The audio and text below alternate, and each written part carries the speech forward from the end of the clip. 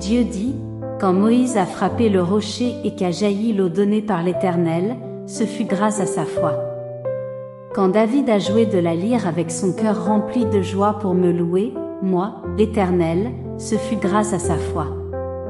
Quand Job a perdu son bétail qui couvrait les montagnes et une quantité de richesses incalculables, et quand son corps s'est couvert d'un ulcère malin, ce fut grâce à sa foi.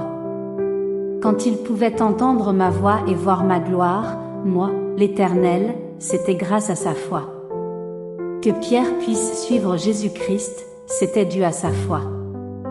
Qu'il puisse être cloué sur la croix pour moi et donner un témoignage glorieux, c'était aussi dû à sa foi.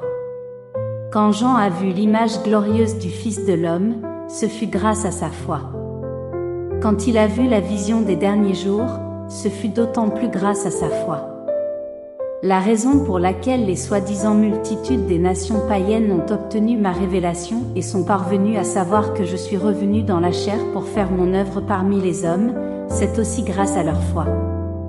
Tous ceux qui sont frappés par ma parole sévère et en sont néanmoins réconfortés et sont sauvés, n'est-ce pas grâce à leur foi?